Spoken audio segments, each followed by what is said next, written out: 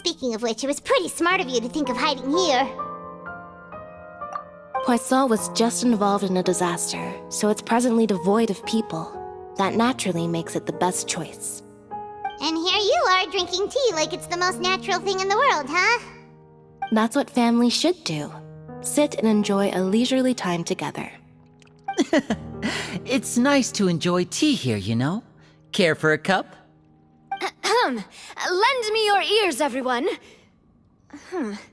Or perhaps one of you might like to start us off. How about you, friend? Me? No, I don't think I can. Then, how about you, good sir?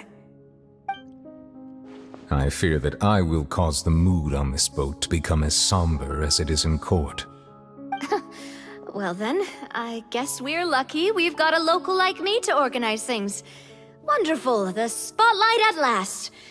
I guess I'll be facilitating things from here. That was a little long-winded, don't you think? Oh, you might be right. Anyway, to cut to the chase, our friend here, the Traveler, has brought us together to discuss something. As for what that is, well, let's start by saying that we'll be pooling our efforts together to create a series of traps. Oh, how intriguing. Well, it's just an expression, really. One that I just learned from Chlorand, and used on the spot. So, let's invite her to explain in detail. A round of applause, please.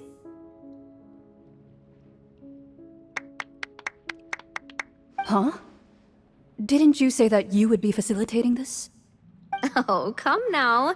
Your work doesn't involve much public speaking, right?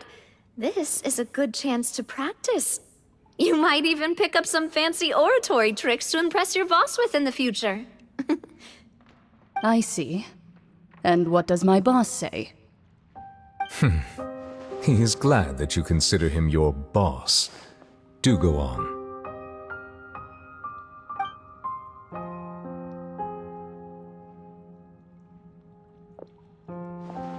In that case, do any of you have experience hunting? Not that I recall.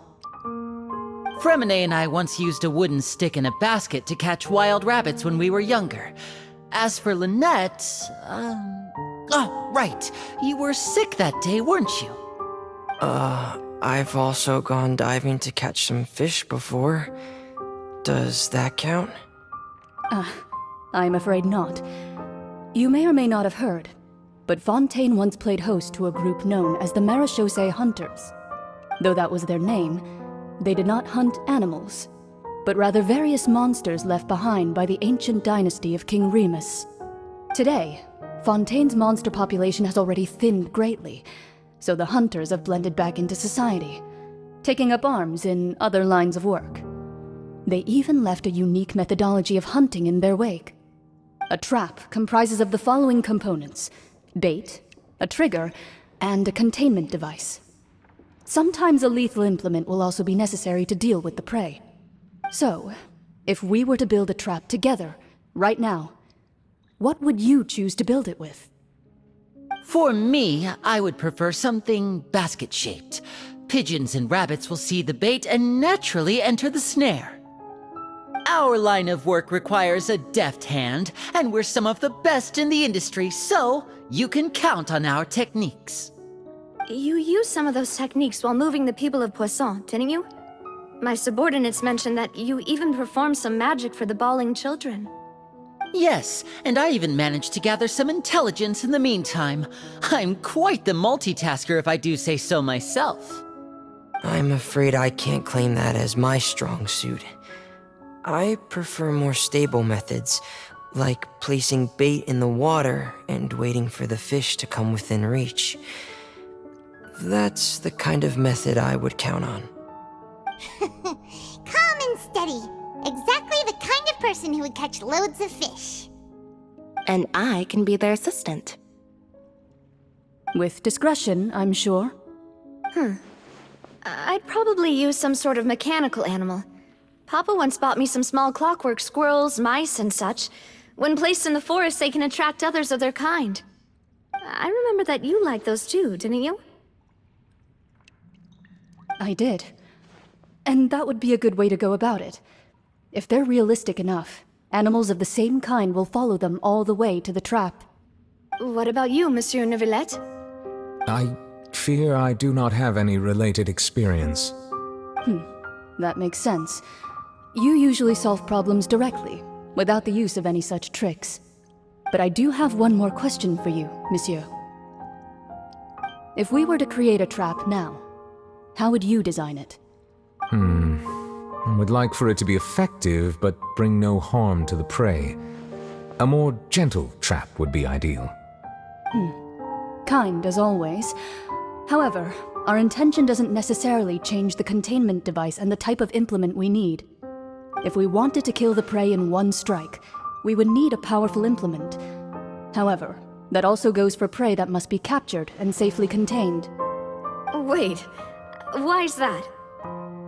Only a hunter who's a true expert at subduing their prey can snare it without harming it. The line that divides life and death is often exceedingly thin. So are we going hunting together? Huh. We hadn't thought of seeing ourselves as hunters. It kinda works, but maybe it's still not the best metaphor. If our means of capturing and dealing with our prey is to put them on trial, then the hunting metaphor is actually quite accurate. But we shall require much more courage than any hunter to judge a god, a being whose seat is an exalted throne. Oh, so that's what's going on. Sounds very interesting.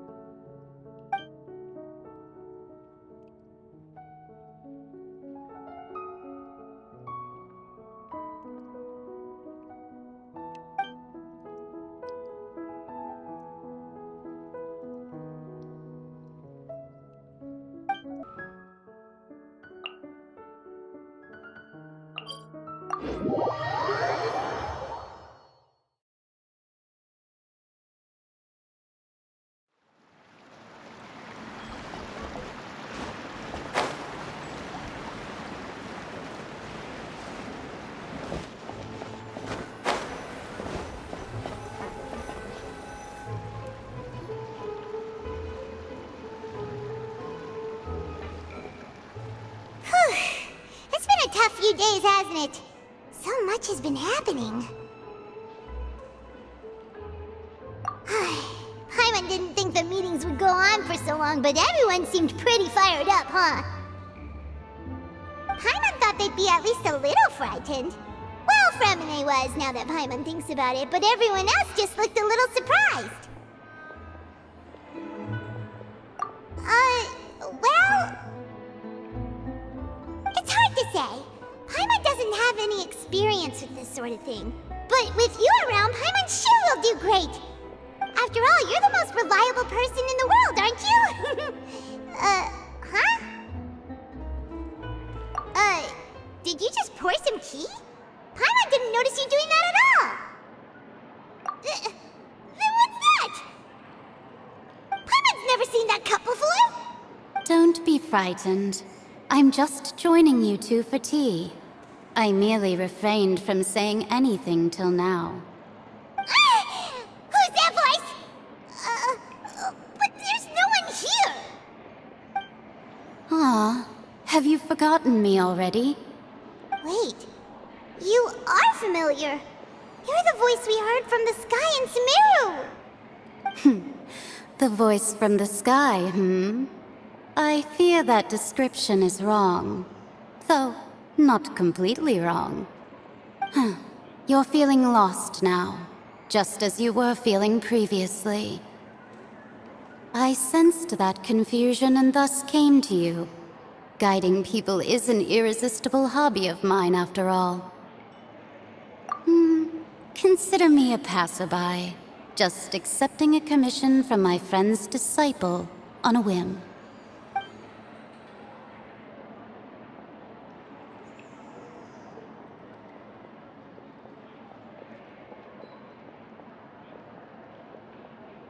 The prophecy.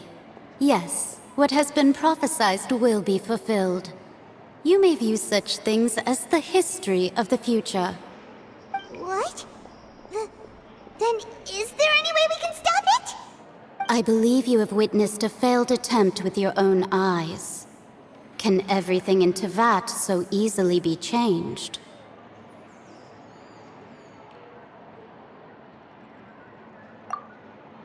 Ah, so you've caught on.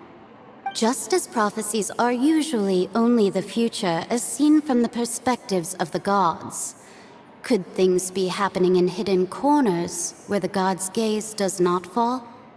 Are the things that you shall see different from the fate that the gods perceive?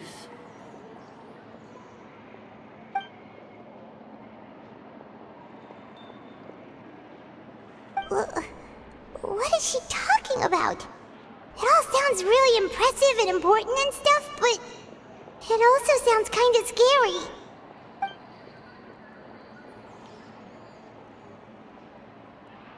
I believe that you understand, right? Some things are insignificant, but others you must reach out to change.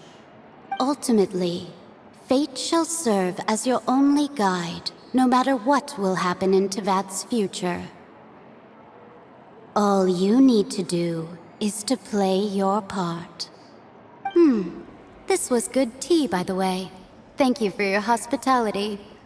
Well, that'll be all for today. The voice.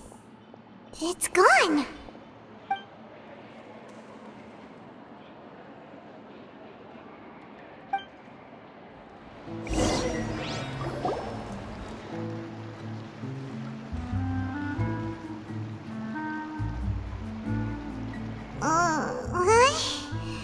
I want to hear someone talking. Alright, coming! Hey, it's you who's getting lazy, okay? Well, I see I've walked in on some lively banter. Luna! Fine, just fine. I went to take part in that Steambird panel. It turned out to be more interesting than I expected. Not all Fontainians are pessimistic about this. One journalist mentioned that sitting around and waiting for the end to come would be wrong, and that they should make their own rescue preparations. I agreed, so we had a brief chat with her. Did she have pink hair by any chance? Why, yes! It was Charlotte. You remember her, right? That daredevil journalist? I'm in full support of her view. Prophecies are very important, but how can people allow their lives to be commandeered by just a few words? That's right! Paimon's glad to hear something sensible for once. Ah, yes. About what we had discussed before. I did try, but I'm afraid I couldn't reach the old hag. I'll try again tonight, but I wouldn't get your hopes up. Huh?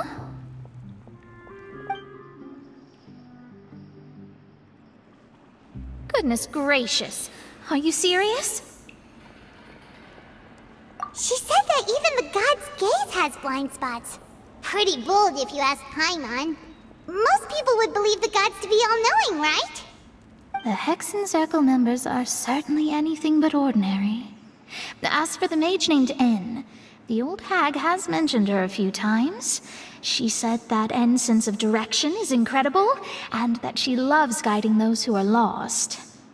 But I've never met her, and if she were still alive, she'd be... well, suffice it to say that the hag's at least a few hundred now, and N's been around for longer than that. Whoa. The Hexen Circle sounds like a scary group. But they must really stay in shape to live so long. Their abilities alone are pretty terrifying. If she came to see you personally, then the problem you're facing must truly be of great importance. Well, it's not like Paimon could understand anything she said. Yes, she was quite cryptic, but I suspect she means that there is still a way to turn things around. She didn't say when or what that would be, though, so... perhaps it is something that you cannot know right now.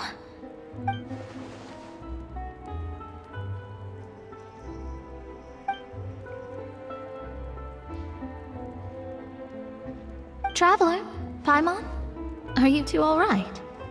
Oh, we're fine. We're just a little down right now. It kind of feels like the end is coming, you know? I see. I feel that same sense of desperation, too. I guess you could consider me someone who has often witnessed fate. So far as I have seen, it cannot be swayed. But even so, I still hope for, and believe in, miracles. Astrology is eternal and rational, but fate may not be. It is cruel, but it can also be beautiful. Perhaps that's what En was trying to tell you. Not to lose heart, and to believe that what you are seeing playing out before you is not yet set in stone. I did originally think of steering clear of all this, but I couldn't. Even if this is all futile, I still wish to help everyone. If we don't struggle to the last, then how can we face the end when it comes? Huh. You do have a point. There I go, talking about astrological principles again. Sorry about that. The moment I start talking about work-related stuff... I need to get going. It was worth trying to comfort you, even if only a little. I believe that you'll help those who are struggling in the same way I did. I suppose that might be why we always seem to meet by coincidence. Paimon feels kind of moved by what Mona said, but also kind of sad too. Hey, Traveler, Paimon suddenly feels like going outside for a walk. Let's go. Let's walk around the city, shall we? There's a few spots we always like to walk by.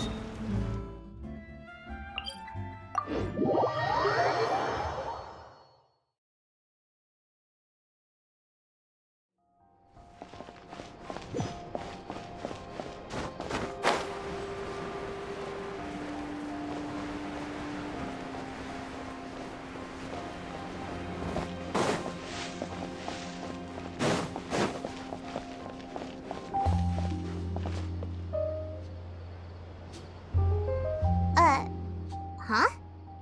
Our names are written in this newspaper. What's going on? Let Paimon see!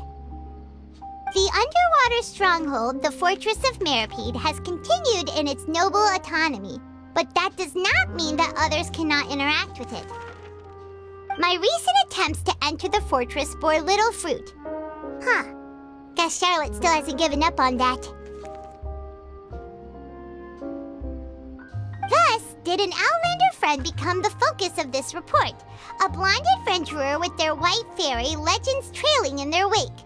It is said that this mysterious traveler once visited the underwater fortress. So while the fortress's interior remains a mystery behind closed doors, do not fear, for the tales of the traveler contain surprises in spades.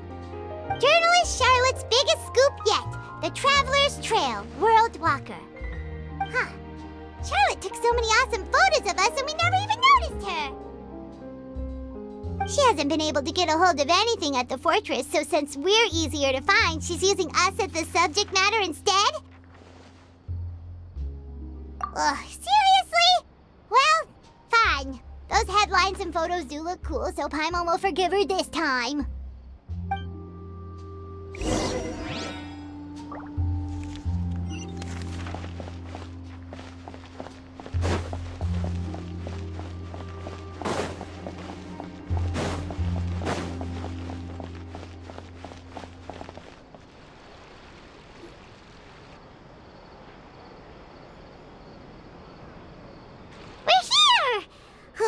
Paimon's hungry.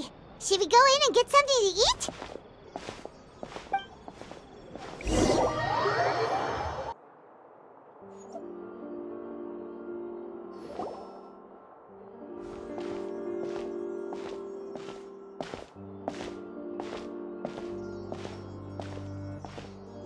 Hey, quick! Look! That's the limited edition, only 16 slices a day cake! It was so delicious the last time we tried it! Despite the tense situation we were in, let's give it another go. I'm sure it'll be great! 1 slice of cake, please. Someone showed up after all! Oh, wait, you're the one from the Palais Mermonia. Oh, are you here to buy cake too? It seems Monsieur Nervalette was right. You really can eat. Wait, did he really say something like that? That's right. Even he has his own preferences when it comes to food. As for me, I love the cake and coffee here. Do you come here often? Usually every day. Every day? It's part of my daily schedule, apart from work. I shall have my cake and coffee. Then what if someone told you one day that this place would be closing soon, and you wouldn't get to eat cake here anymore? What would you think? But why would it close? Well, Paimon doesn't know either, but maybe the waters will rise tomorrow. You know, like in the prophecy. Oh, the prophecy. To be honest, I haven't paid much attention to that. No, still, even if there'd be no more cake tomorrow, that wouldn't keep me from having some today. No, it's the same for eating in general. You might not be able to eat tomorrow, but if you can do so today, then you should carry on. That's what people call living, you know. Huh. Don't be sad. Excuse me, could I have 2 more slices of cake to go? These 2 slices are for you. Sijuin said that this kind of expression you're making is what humans call being sad. Oh, you know Sijuin? I sure do. She was born before me, and she sometimes comes to the surface to teach us things about humans. She said that humans are creatures that are saddened easily, yes, and you can only lift their spirits by feeding them delicious food. So please try the cakes here. I've got something else to do, so I'll be going now. You two try to stay in a good mood after eating, all right? Bye!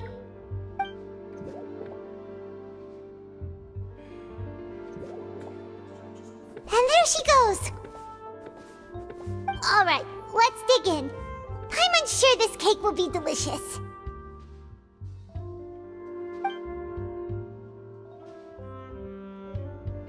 It's more delicious than last time!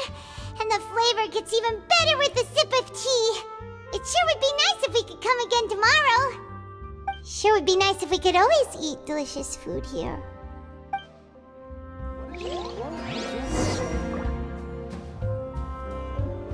Art is the key ingredient in fine dining.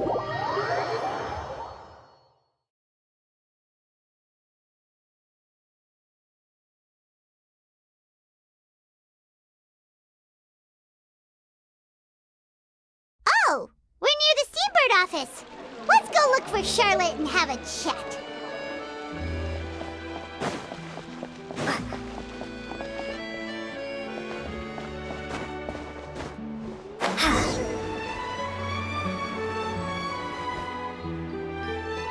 Wow! If it isn't the Traveler and Paimon!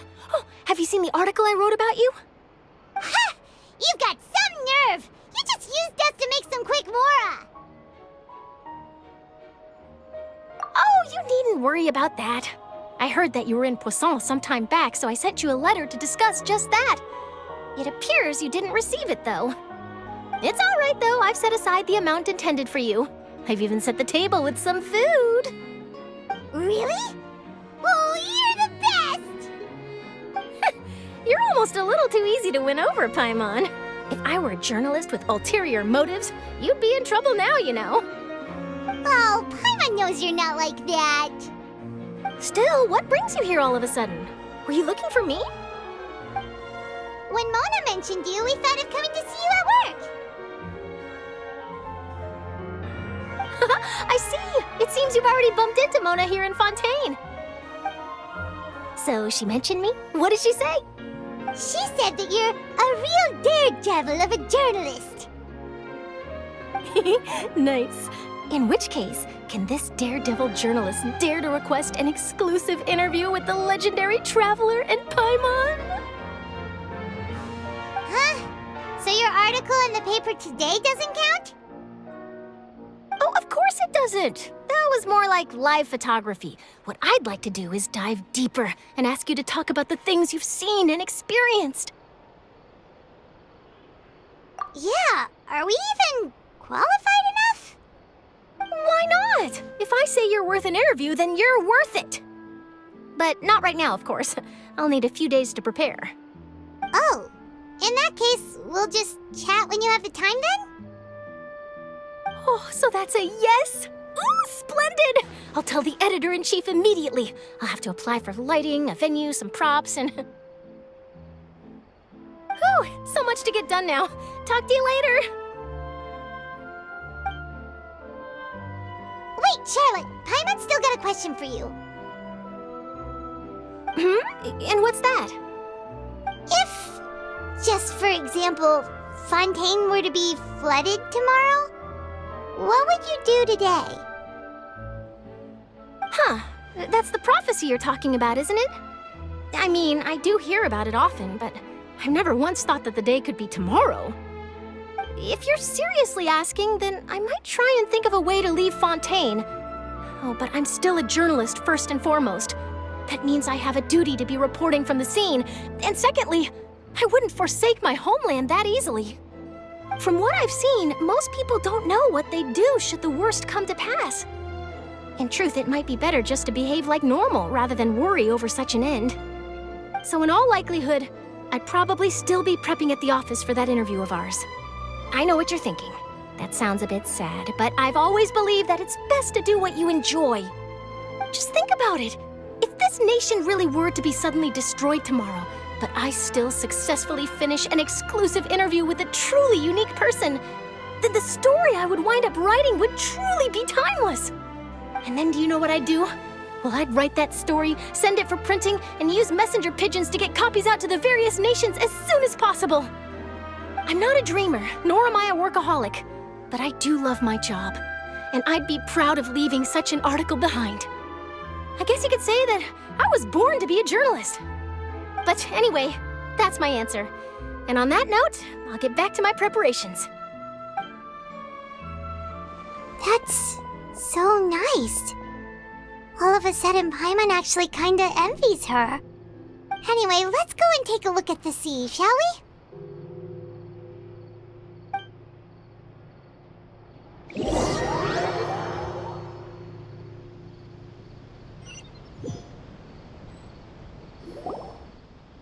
The sea breeze and scenery can be a pretty soothing combo, huh? Paimon's been thinking. If it wasn't Fontaine, but all of Tevat that would be destroyed tomorrow, where would we go and what would we do? No, Paimon should ask, if you could choose, what would you like to do?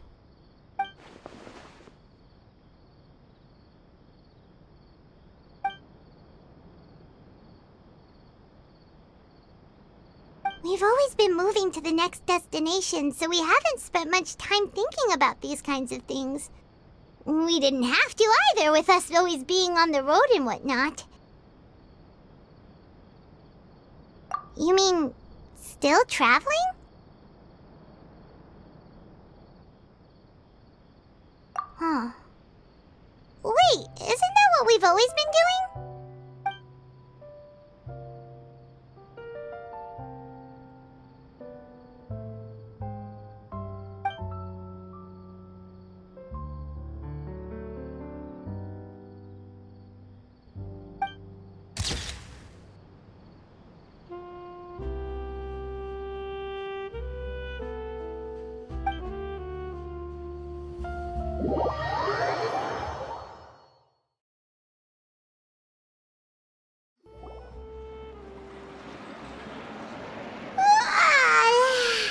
Feels like you'll grow mold if you stay here long enough.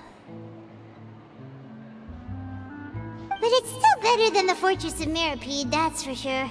It's not only damp there, but salty too. Ah, so the two of you are still here. Wonderful. Oh, you're from the Palais Mermonia, aren't you? Yes, I'm Isadora. Monsieur Nervillet sent me to look for you two before.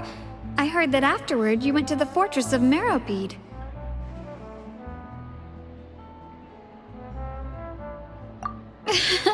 Not at all. I'm well aware that you're friends of his. Actually, I'm here to pass along a message from him. Yes, inside the Opera House.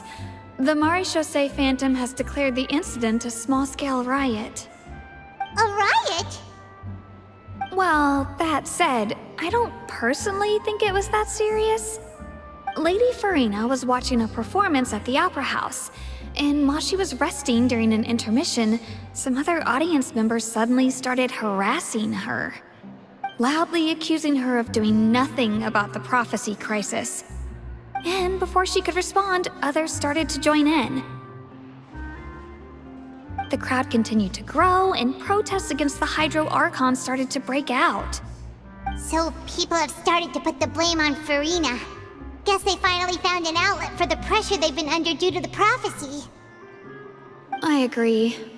People will naturally rely on gods, as is customary. But the moment people feel threatened, gods are also the first to be blamed. So what happened after that? Is Farina okay? Seeing that the situation was spiraling out of control and that further argument was pointless, she claimed that she'd gotten tired of this and left in a hurry. The Maréchaussée Phantom had their hands full maintaining order and did not catch where Lady Farina had gone. Only when things had stabilized did we realize that she had gone missing. So, you mean she's still missing? That's right. The Maréchaussée has dispatched many people to search for her, but we don't have any leads yet. That said, I don't think there's much to worry about. She is a god after all. Even if she were to fall into the hands of rioters, what could ordinary people do to her? Good. Monsieur Nervillet sent me to tell you about the situation, but he didn't say anything else. Don't worry, this is more than enough to go on. Thanks for keeping us informed. Ah, is that so? Well, all right then. In that case, you two take care. I'll be heading back to the Palais now.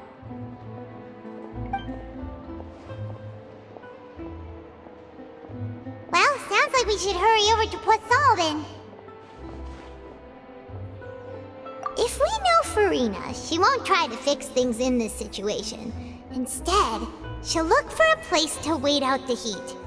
And, as we also know, she may be loud and dramatic, but she doesn't have a heart of stone. When Nervillet was talking to her in the Palais Mermonia, and she heard about Poisson, she couldn't hide her sadness and remorse. It would be hard for her to ignore being accused by the public today. Paimon thinks Farina's probably taken the opportunity to slip away to Poisson and try to relieve the sense of guilt that she's feeling. Huh! Well, what do you think? Paimon knows the answer, of course, but Paimon can do the analysis to back it up, too. Cool, huh? In that case, there's not a moment to lose. Poisson, here we come!